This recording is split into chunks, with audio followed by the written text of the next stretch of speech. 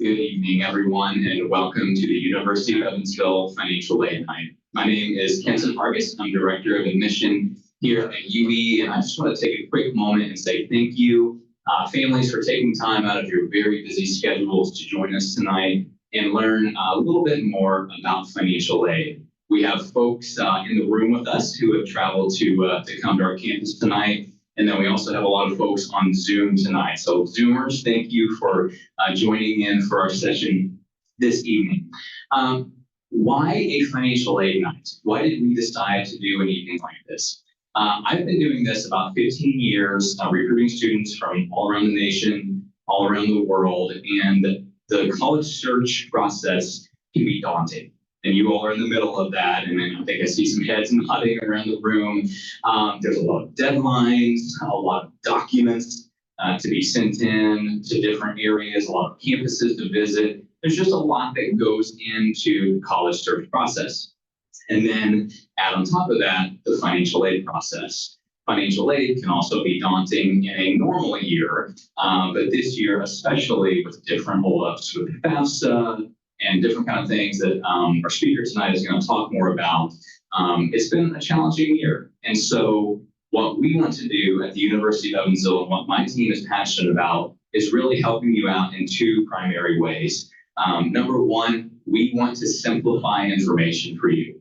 These processes, again, can be daunting, but they don't have to be. And so that's why we're here, is to help simplify these processes. And secondly, we want to humanize these processes. We want to make sure that we see you as individuals, we see you as students, we see you as parents and family members. It's important to us that we care about you. We want to make sure the information you're receiving from us is clear, is concise, and you know what your next steps are. So that's exactly what we're going to be doing tonight. And my hope is that by the time you leave our campus tonight, you feel much clearer and much more you feel much better about the financial aid process. So what we're going to do is we're going to begin with a presentation here in just a few moments about the ins and outs of financial aid by our Director of Student Financial Services, and then we will turn it over for a Q&A session. So folks on Zoom, you can also feel free to ask questions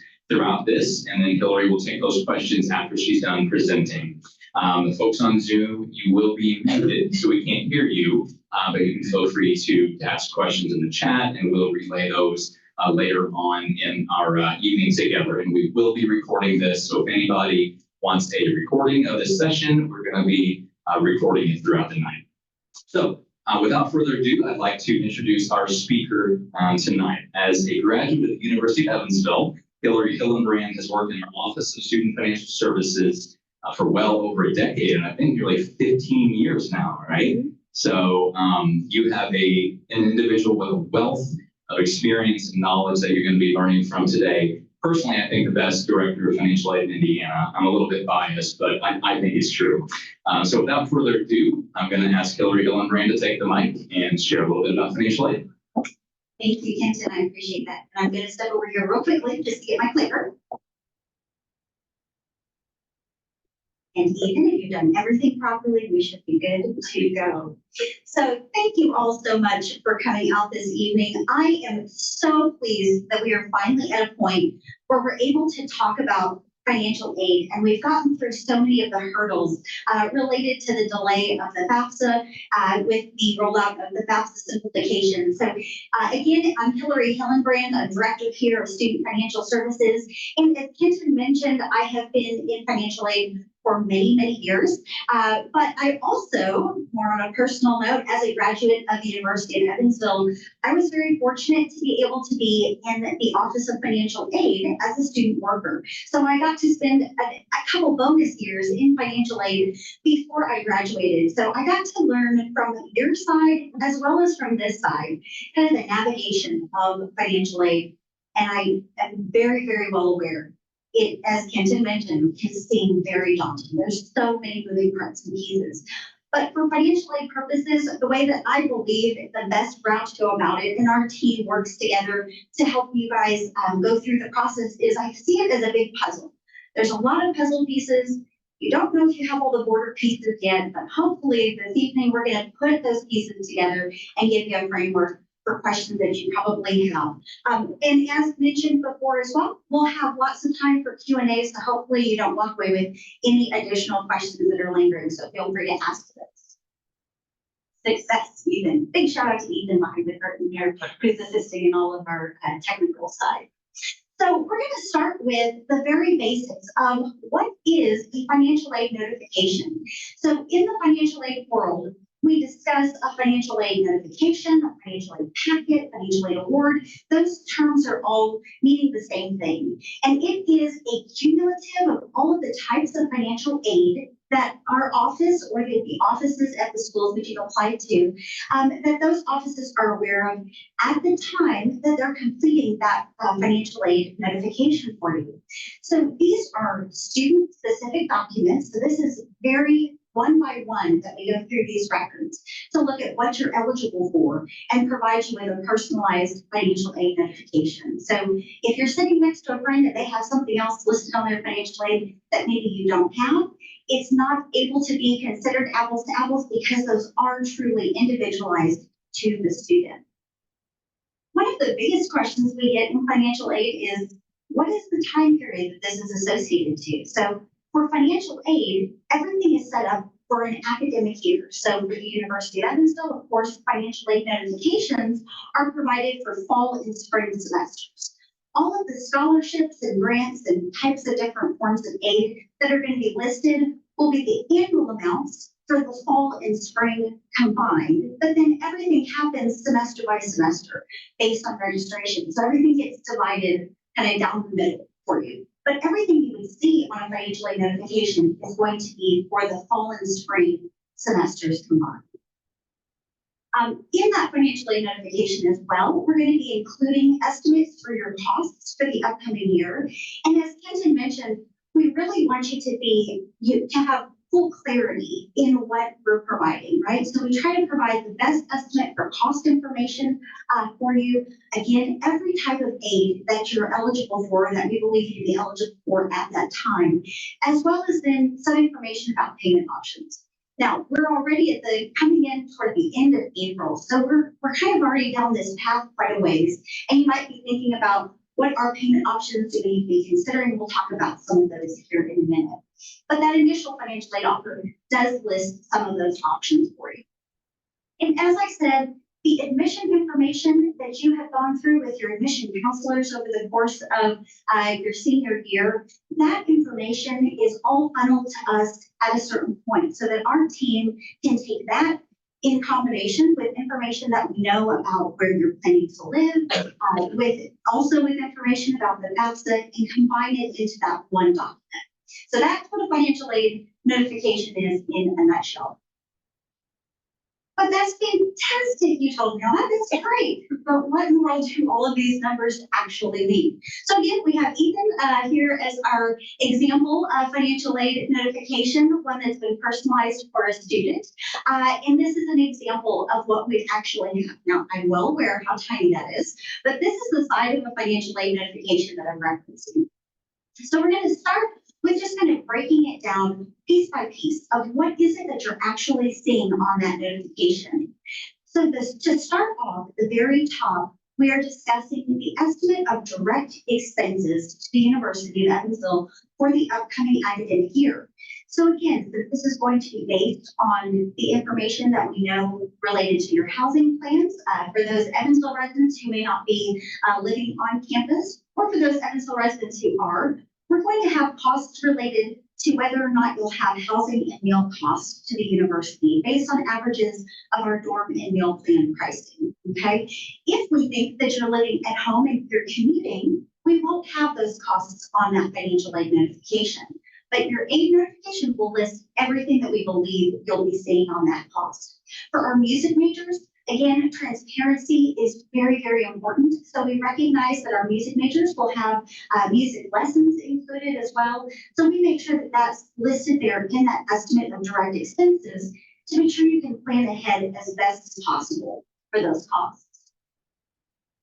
Now, Grants and scholarships are then the next component. So it's very important as well for you to understand of all the different types of aid that you might hear about or that you might see on a financial aid notification, that you can see how much of this funding is gift aid, right? So gift aid being things that you're not required to pay back, but funds that are simply there to help with your billed charges from the university. So you'll see grants and scholarships on a UE financial aid notification broken out as a separate line item, so it's very clear. All the forms of aid in grants and scholarships are not required to have any repayment. That is simply gift aid. So that would include scholarships from the university, grant funds from the state or from the federal government, as well as from the university, and any outside scholarships that we might be aware of from outside providers. So Lilly Scholarship recipients would also be included in that gift aid.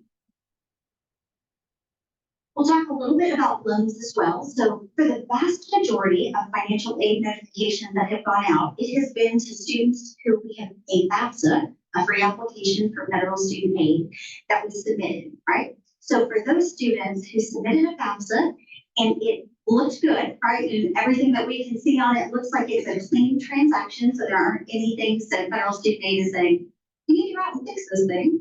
If we have a clean FAFSA transaction, that's what we're working through right now. And by filing a FAFSA, students automatically, and I say students, the students automatically have eligibility in the federal student loan program. So whenever that eligibility will be listed, we know automatically the student will have that eligibility. Okay? It doesn't require parent involvement except for assisting in filing the FAFSA form. But the loans that you'll see on a financial aid notification would be a loan that's actually in the student's name, should they choose to accept that. Okay? For incoming students, the maximum that you would actually see on a financial aid notification in loan funds is $5,500 for the academic year. Okay, that's the maximum level for a freshman coming in. Now you might see that separated out into two different types of loans, subsidized and unsubsidized, which is a need-based or a non-need-based type of loan. But the total would never exceed that $5,500. So that's the federal cap on that. The difference on the sub and the unsub, we're going to get a tiny bit into the weeds, so bear with me. The difference on the sub and unsub is that the subsidized loan, which is need-based based on your FAFSA, does not accrue any interest while students are in school. Okay. Now, here's a big component of this. I know this is a lot of kind of the devil in the details in this, but our financial aid team is looking through and making sure that if your student has eligibility for any need-based loan, it is going to be listed on the financial aid notification. Okay, it's not something that you have to ask for. It's something that we're automatically reviewing and making sure to ensure that your student is only utilizing the best type of loan first, if that's what they're planning to do. Okay. I'm going to back up one quick second. Loans that are listed on a financial aid notification, because they are a student loan, the federal government does not expect repayment for those loans to happen while the student is in school. So those loans are automatically placed into deferment so that while the student is earning their degree and working on their program, that payment isn't required. Okay? So they know that students are going to be enrolled, and if they have the funds available right then, they would likely not be taking loan funds. They don't expect you, students, to go out and get a job while you're a freshman to pay these loans back right away. Okay. So as we go through this, just step by step, so we've listed all of the things that we know or we estimate will be on your billing statement from the university for the year. We've listed all the scholarships and grants and any loan funds that the student is eligible for. And then we double underline this to make sure it's really clear that for students, if they utilize all the different types of aid that are listed, that they have an estimated balance due for the year. And this is with accepting all forms of aid. So that includes that loan amount. Many families, as they're going through this process, say, oh, well, we don't plan to use loans, or we only plan to use a portion of that. And that's fine. There's nothing that has been accepted in relation to the loan. It's simply listed as offered so that you as families know that it's available for you, should you choose to utilize that loan. And then below this, there's a whole nother line. You know, more numbers? Are you kidding me right now? And no, I'm not kidding you. Unfortunately, there are all sorts of other things that for financial aid purposes, if you needed, let's say, if you wanted to borrow loan funds to help with cost of transportation back and forth to school if you're a commuting student, or you have some miscellaneous and personal supplies, those types of things. Those are considered indirect expenses, so they're not billed from the university, but we do provide estimates for different student populations. So for our commuting students, they'll have a certain amount of indirect expenses. For our students coming, traveling far distances, they'll also have a different transportation allowance. It's nothing that is billed by the university, and it's going to be different for every single student because the cost to get to the university for transportation from Vincent's is going to be different than if you're coming from Evansville, right? So those costs we list as an indirect expense for other educational expenses, but it's not something that you would see on a billing statement from the university. Okay, so as we continue on, kind of what is that next steps process?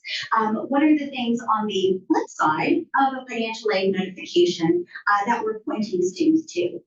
So again, as I said, these are personalized financial aid notifications for our students. So the information on the right-hand side that you're going to see will have a QR code that will link you out to a personal page that will have kind of all of this information in a little bit of a digestible format as well for you.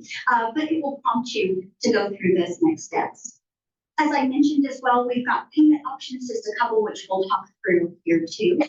But kind of that next step is once you get to that point where you say, yes, financially, looking at the information that's been provided on this aid notification and looking at what we as a family have planned for coming into this, what is the next step for planning for those academic year costs? Now, as I mentioned, the academic year, for all financial aid purposes, everything is set for one academic year for all of those scholarships, grants, and loans that might be in place. But as you think about this, our team is also working through taking that year cost, and we offer payment plans directly through the university, very, very budget friendly, to be able to take all of that aid and say, we're projecting this out for you for the full year, and we can break that payment up for you over 8 or 10 months, depending on what your family decision is. We know too, you'll have funds that are coming in from 529 plans, educational savings accounts that you need to have payments being applied to your student's account or from their own savings that they've set aside to plan for college. So our team is here as well to help walk you through those processes and information that would be necessary in order to get those funds applied to the account for the semester and then for the whole year. The Federal Parent Plus loan is also something that is available for dependent student parents. So for the vast majority of students, you're considered a dependent student for purposes of the FAFSA, right? So parent information was requested on your FAFSA form. So for those parents of dependent students, this has nothing, let me say this one more time, this has nothing to do with your tax filing status. This is just about the FAFSA, okay? So for dependent students, those parents are able, if they would like to, apply for a Federal Parent Plus loan, which allows family to borrow on behalf of the student, okay, for educational expenses only. So this is a loan, in this case, that's actually in the parent's name. It's not in the student's name, but it's borrowed on behalf of educational costs for that student. So those funds come straight into the university when a parent applies and is approved for that loan. They come directly in to hit all of the direct expenses. And then if there's money left over for indirect expenses, right? Transportation, maybe a laptop or something like that that you want to purchase outright. Those things, those additional funds are then refunded back to you at the beginning of the term to help cover those costs, okay? One of the big components of the Federal Parent Plus loan is it does require an application by the parent and approval by federal student aid. So the vast majority of families are approved for that loan, but it does have a credit check associated to it. I mention that because as you're going through this process, and if you see a financial aid offer that actually lists the parent loan as covering the balance automatically for you, just know that that is not a 100% guarantee on that loan. You still have to apply for that funding. So as I said earlier, transparency is a huge aspect of what we try to make sure families are provided with, and that you truly understand all the kind of those ins and outs of things as you're making those comparisons. So keep that in mind as you're looking at financial aid notifications. But for the federal Parent Plus loan, if approved, the family member can borrow up to that remaining cost associated for that academic year, okay, in combination with all of the other forms of financial aid.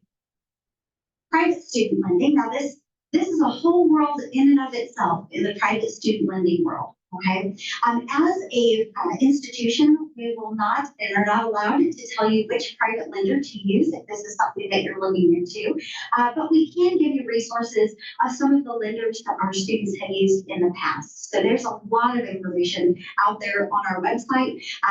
There's more than enough information out there on the website to kind of start digging into that.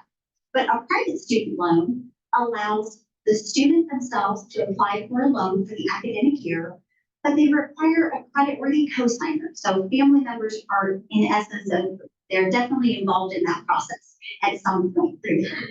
So that allows, though, the loan to be in the student's name, not just the parent's name, unlike the federal parent loan. Okay, so there's a little bit of a difference there. And as you're going through this and you're thinking through all of this information, just know that you're not expected to memorize all of this information tonight. All of our team is available pretty much whenever you need. Email us, call us, walk in and see us. We can step through these things with you piece by piece to figure out what's the best option for you and for your family. Student employment.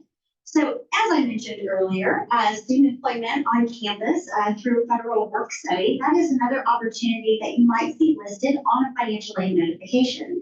So student employment on campus, it's a part-time job that students can work in a variety of offices and areas around campus.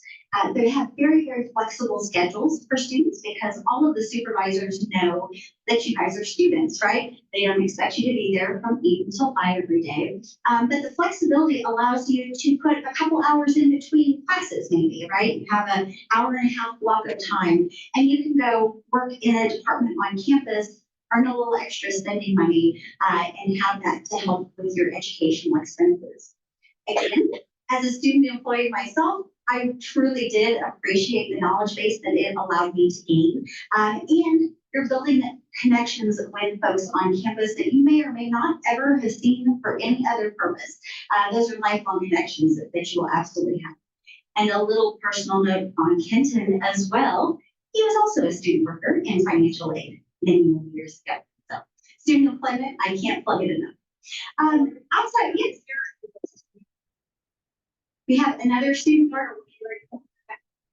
Well, I'm very happy to hear that. I'm very happy to hear that. And you lived to tell about it too, right? It wasn't the end of the world. It was perfectly fine to have a part-time job and go to school. Again, that flexibility cannot be overstated. Departments are so good to work with because they're here to help support you as students through your educational path as well. Outside scholarships. Now, this component for outside scholarships, hopefully, you have all been applying for outside scholarships that you have been made aware of from your high school counselors or through organizations that you might be involved in. So fingers crossed you guys have been doing that. Scholarship notifications in general, those come out right around this time or even into early May. So that recognition of making sure that you're completing those applications and kind of knocking on doors to see if there are other outside funds available from organizations that you might be affiliated with, it's worth the time. Please, please, please put in that little bit of time to write that essay and get those applications in. If we are aware of outside scholarships that you have earned, we will have that included on your financial aid notification, okay?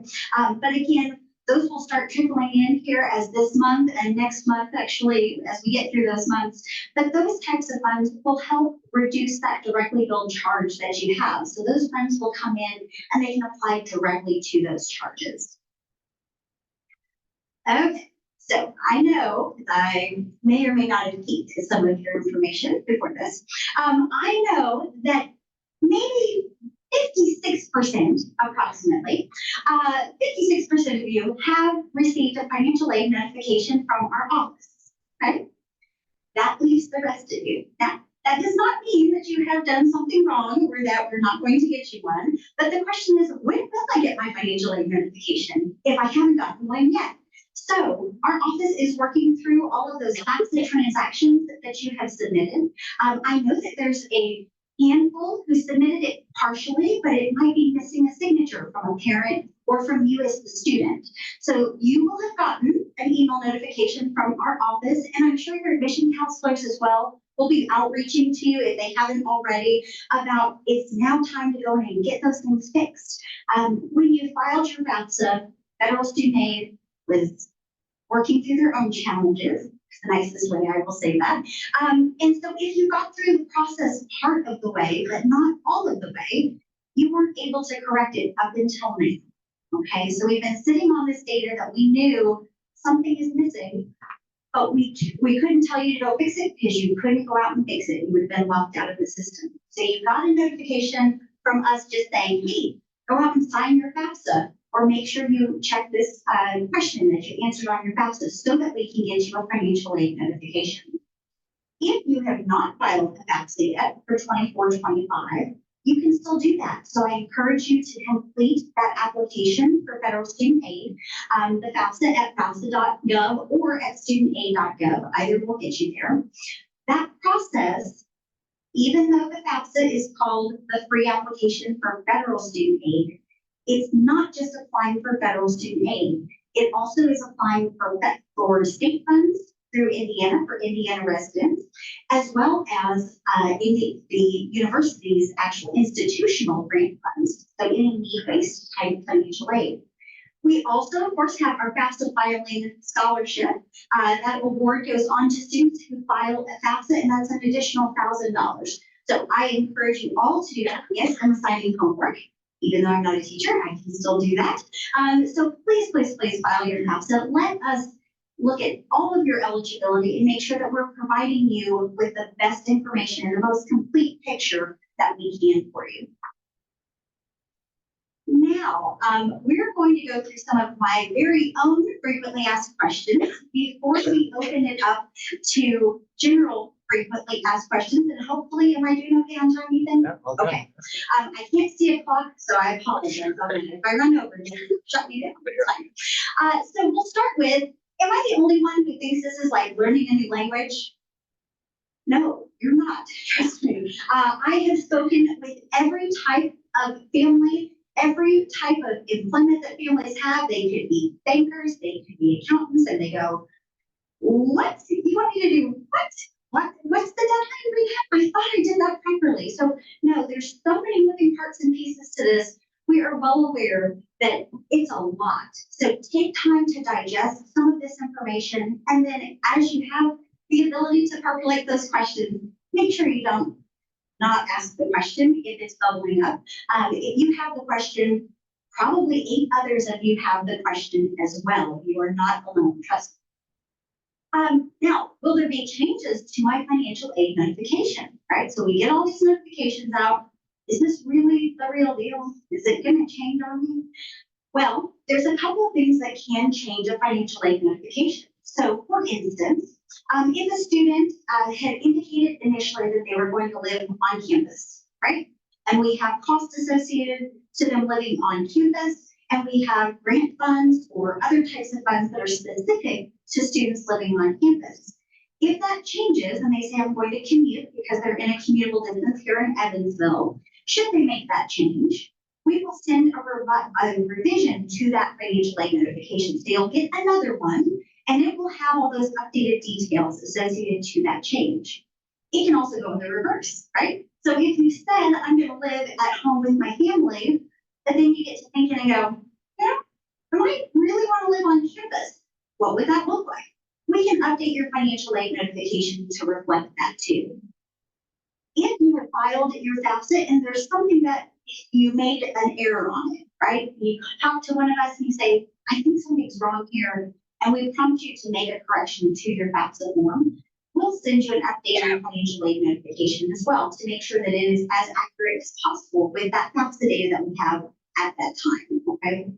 When we send revisions to financial aid notifications, we include a cover letter, so it will look a little bit different for you. We include a cover letter that explains specifically what changed so that you're not looking at these documents going, this number was this, now this number is this, and what in the world is this about? So we try to make sure that that's very clear for you about any changes that may have happened on the notification. Now, the FAFSA form, pre-application for federal student aid, it's a fantastic form. It is using all of your demographic information as students and families, but it's also using what is considered prior tax data. So it's not the tax data that you just filed, it's the year before that. So it's looking at 22 tax data. Now, a lot of information can change for a family between 22 and now, right?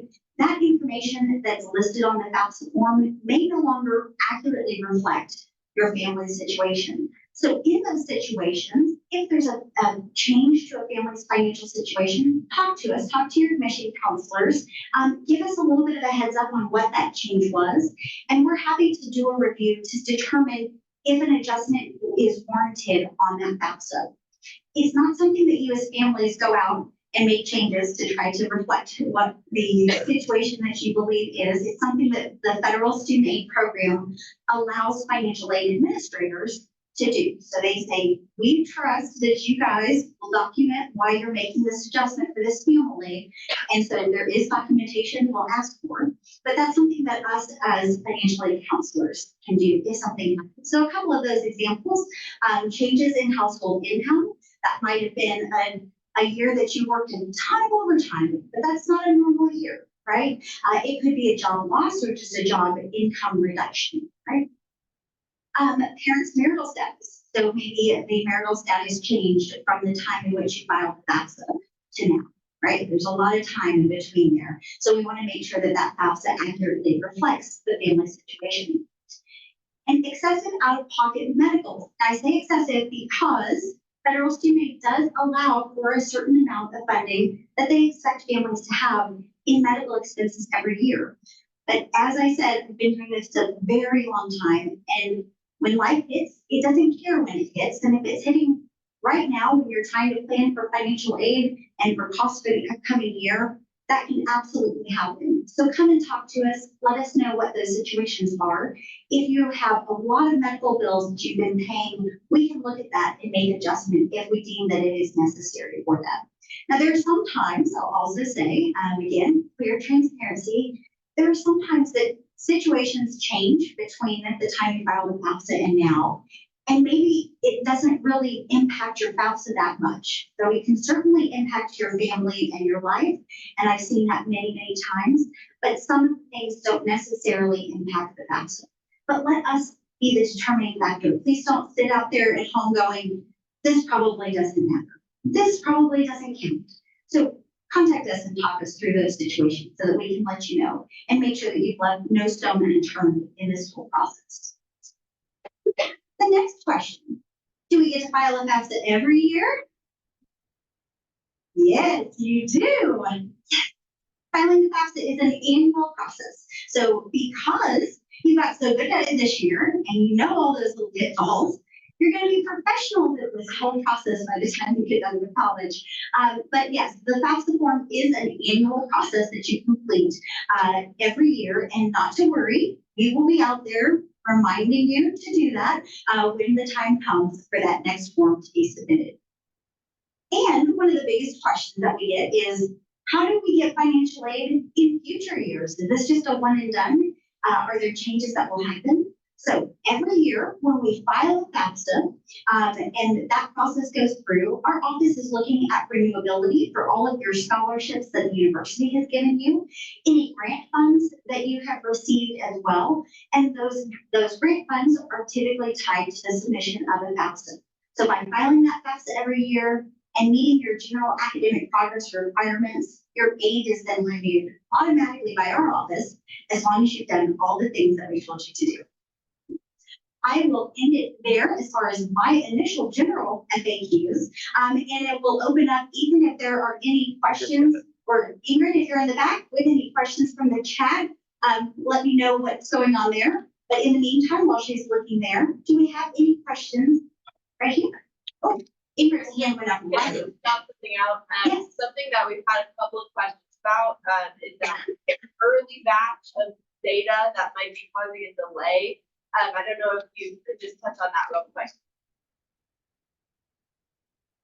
The early batch of data that could be causing a delay. On the 21st. Yeah. Yes. So federal student aid, when they truly were attempting to make this process a lot easier for families and for students.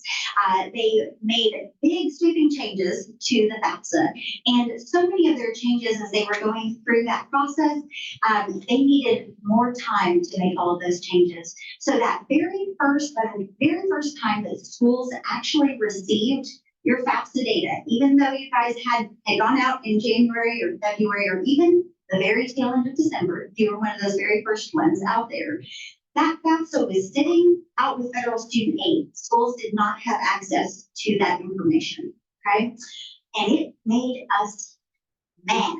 I'm telling you, it made me very, very mad, because we knew you guys had done everything you were supposed to do, but we couldn't assist you in that next step. So schools started, they were first given the opportunity in the third week of March to actually start pulling in FAFSA information.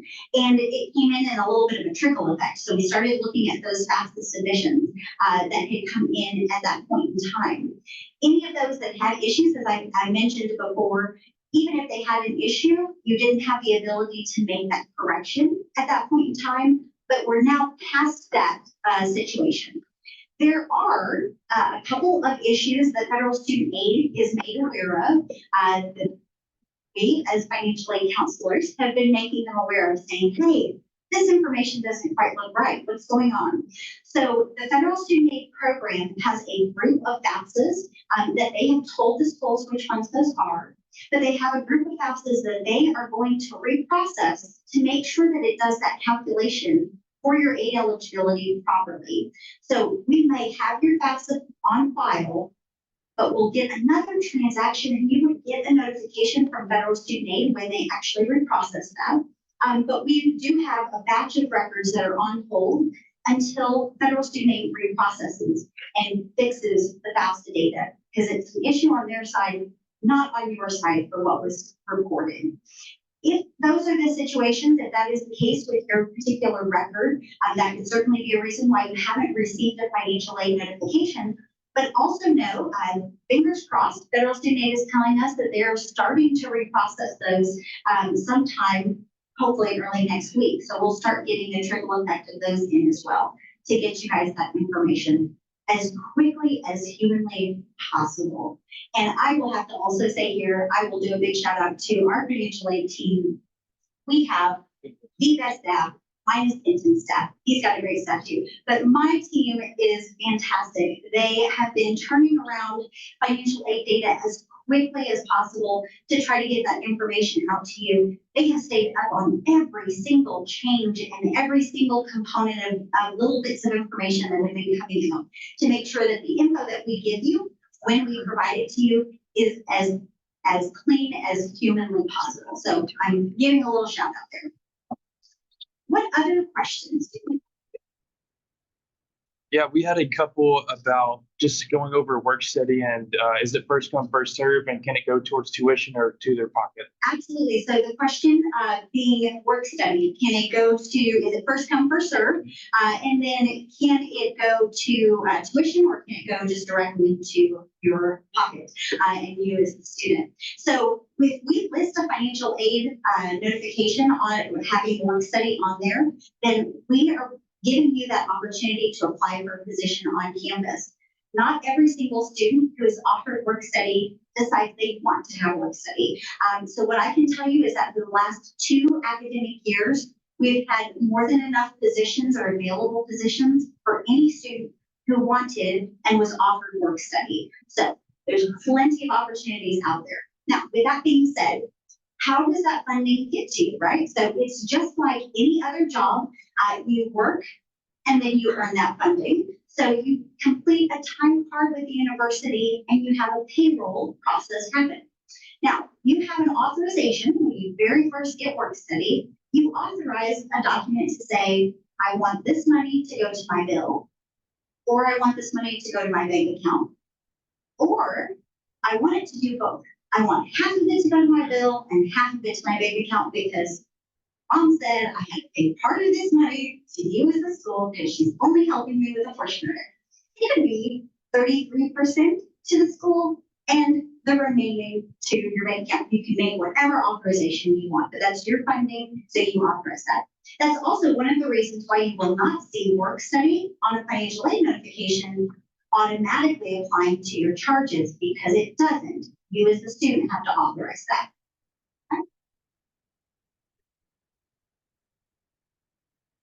Ingrid is feverishly swiping through questions. Yes, question back? Just follow up that, what if work study is not listed on your notification? Are you able to apply? So that's a great question. So the question was, if work study was not listed on a financial aid notification, are you still able to apply? So what we do is we allow the first group of students who have been officially offered work study to make sure we give them enough time to go through the process if they want to work, to go through that process and interview with folks on campus. If there's positions remaining, then that can open up to other students. We do issue federal work study, which does have a need-based component to it, so you have to demonstrate need from your FAFSA. So we can determine if a student has eligibility or not. There are certainly, we have limits on how many we offer out so that we make sure that students that we do offer it to have that opportunity.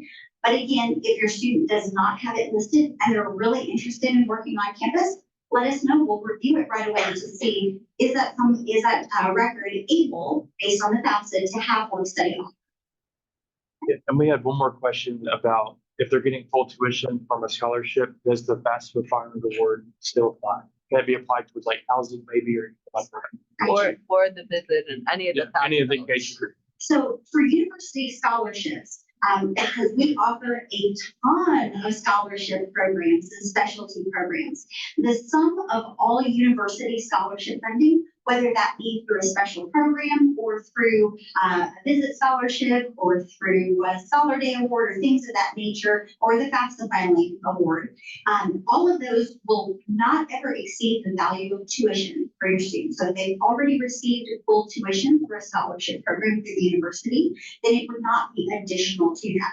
But if you're earning outside scholarships and you've received an award from Kiwanis of $3,000 or something of that nature, those funds can absolutely be applied for those other expenses for housing and meals, etc. Great question. Looking for hands. Yeah. Is there like an online listing or database of work study jobs available on campus where Yes. students can see those? Yes, absolutely. So the question for those of you who couldn't hear is, where's the listing of work study opportunities? So for students who have been given their university credentials to get into our systems, which many of you should have access into those, so you should be able to log in. We house all of that information in our self-service account, so you can see all position descriptions that each department has listed. So it's very user-friendly to be able to kind of sort through and see which departments pique your interest, which ones have openings, and which ones might be full. That updates all throughout the summer so that you have the ability to see what types of options are out there. There's also an official application that you send to that supervisor to interview, just like you would for a real job. They're well aware that it's a work study program, but you still interview with that department. They double check scheduling, make sure you're going to be a good fit for their area and what their needs are for that program before you're officially hired into that role. And another thing, even though I was a 4-year financial aid work study and even summers, because yes, we do have, for currently enrolled students, we do have some summer work study opportunities too.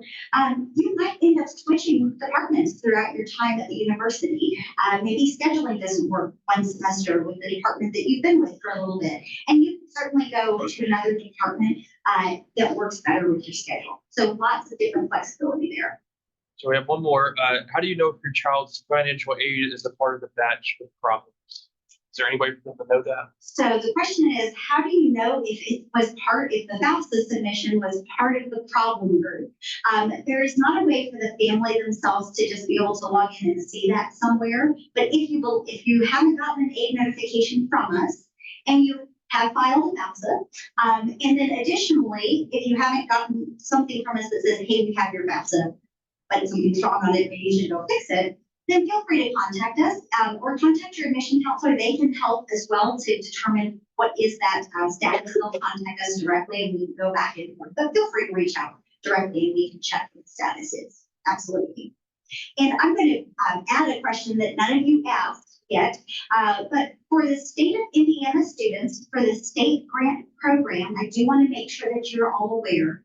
The state of Indiana was as delayed as we were in getting your FAFSA information. So they are working right now to pull all of that information into their systems to then let colleges know which ones of you are graduating as a 21st century scholar, or which ones of you are graduating with the academic honors incentive from the state.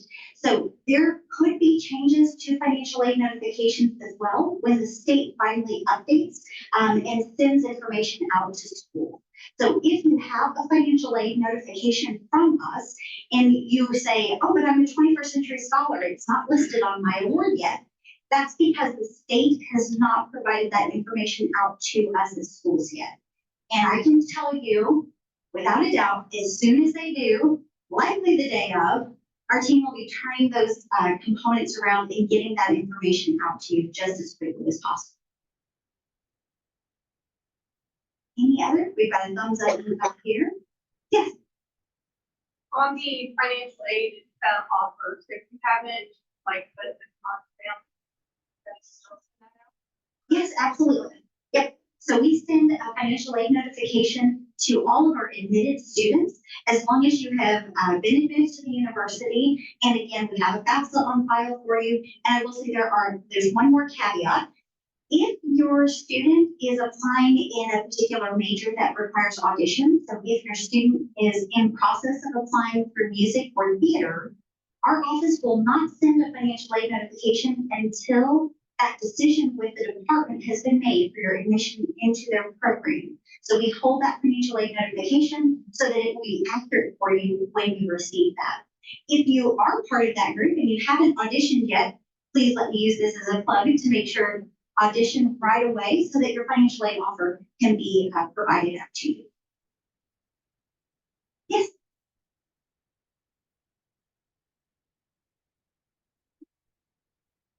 Yes. That is a fantastic question as well. So if you were part of the FAFSAs that got almost all the way through and we said, hey, go out and do this one thing, those turn around to federal student aid processes those between 1 and 3 days, and they then come into our system immediately following. I will tell you, this is hot off the presses. This morning we pulled in 500 plus, 502 to be precise, 502 FAFSA transactions. Of that, there were over 150 that were those specific cases. So we're working through those right now for those corrections. So very likely, if that was the case, we're working through those updates coming through right now.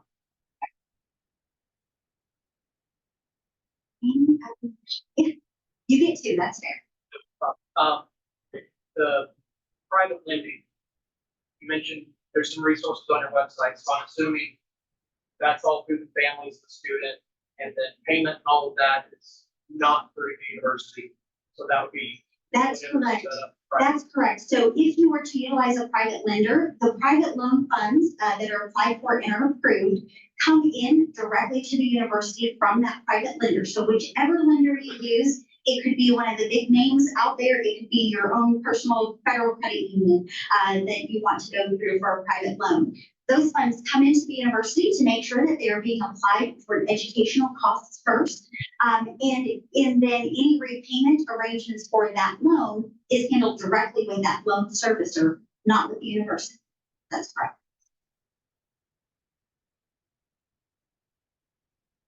All right. Have I turned your brains to mush yet?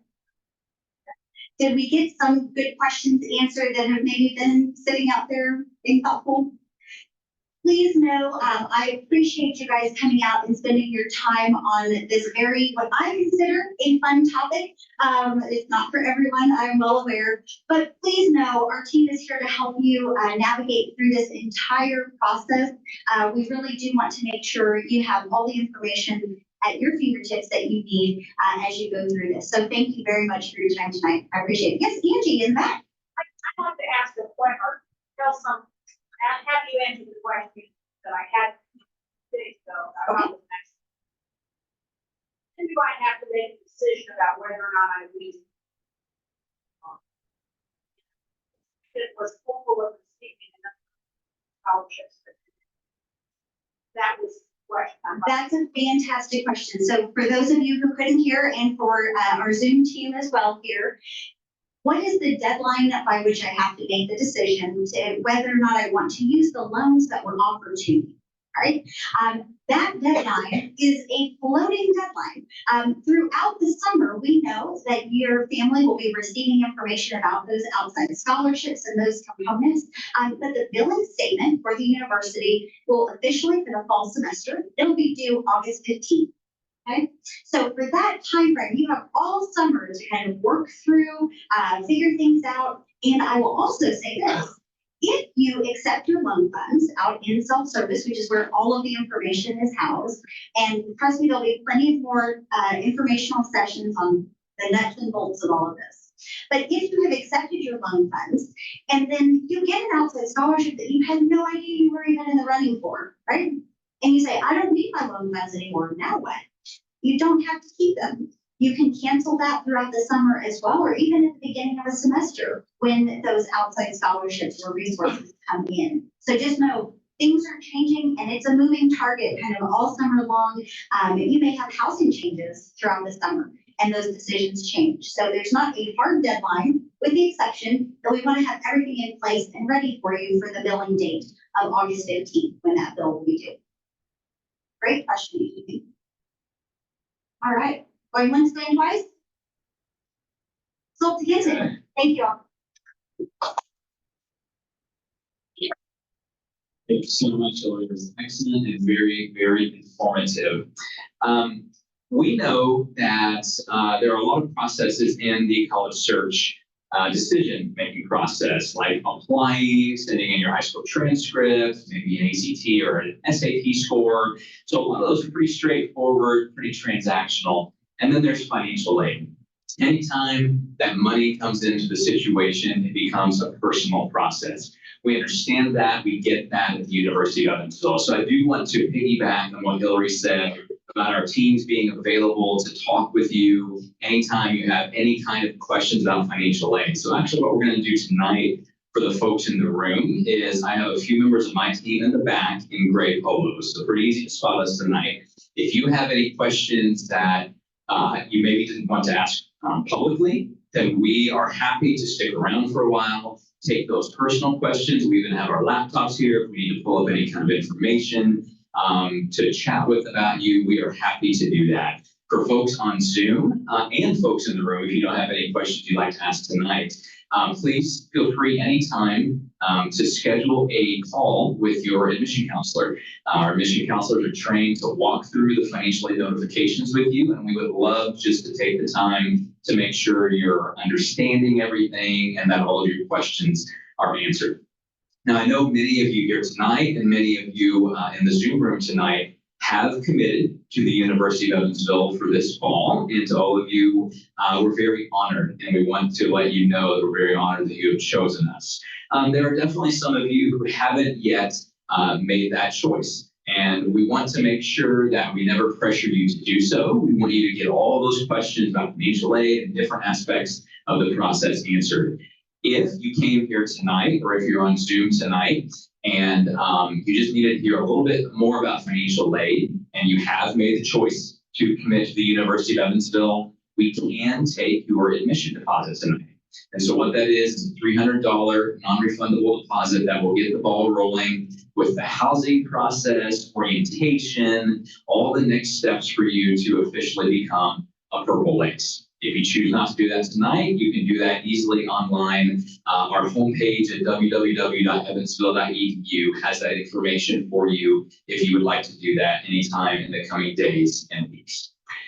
If you don't have any more questions tonight and you want to head home, then you can feel free to do that. And we still have, for those of you in person, we still have a lot of food in the back. So please help us eat some food, get some drinks. I know on the way in, you wanted to learn about all about the financial aid process. You got that info, and now it's time to get a little bit of dinner in the back. So feel free to help yourselves to that. Zoom folks, you can go ahead and log off. Thanks so much for joining us tonight. And again, to you all, feel free to reach out to us for any questions. We really are honored that you chose to be with us tonight. Thanks so much. Have a great evening. Thank you all.